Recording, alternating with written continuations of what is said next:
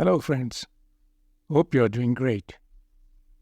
In today's IELTS lesson, we are going to move to the practice session.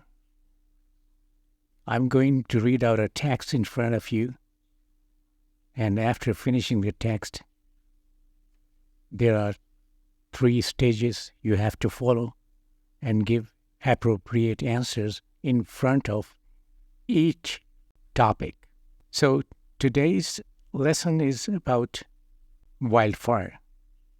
So let's get started. The spread of wildfire is a natural phenomenon that occurs throughout the world and is especially common in forested areas of North America, Australia, and Europe. Locations that receive plenty of rainfall but also experience periods of intense heat or drought are particularly susceptible to wildfires. As plant matter dries out, it becomes brittle and highly flammable. In this way, many wildfires are seasonal, ignited by natural causes, most specifically lightning. However, human carelessness and vandalism also account for thousands of wildfires around the globe each year. To gain a clear understanding of how wildfires spread, it is necessary to analyze what it takes to both create and control these fires. Now, as I told you earlier, you have to follow or give examples. You have to go through 3 stages.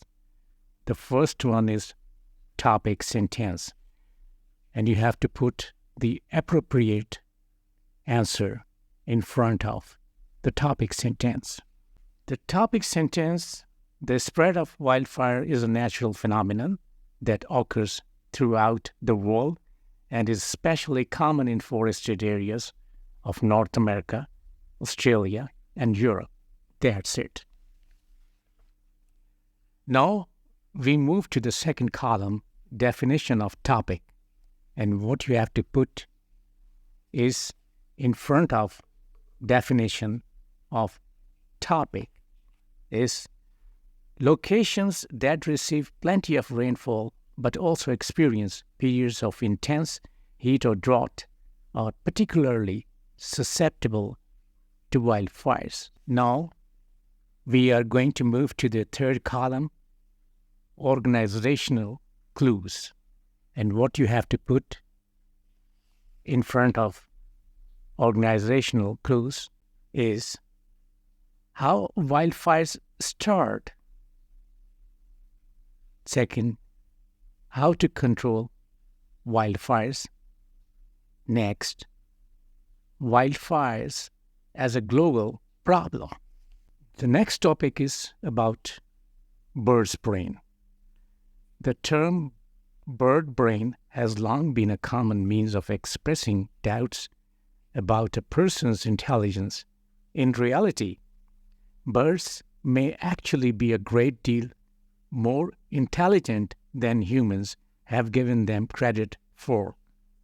For a long time, scientists considered birds to be of lesser intelligence because the cerebral cortex, the part of the brain that humans and other animals use for intelligence, is relatively small in size.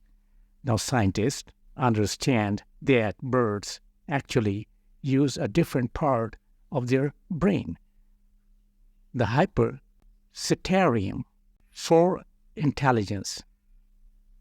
Observations of different species of birds, both in the wild and in captivity, have shown a great deal of evidence of high levels of avian intelligence. Now, again, we are moving to the topic sentence. And what you have to put in the topic sentence is, in reality, birds may actually be a great deal more intelligent than humans have given them credit for. Next, definition of topic.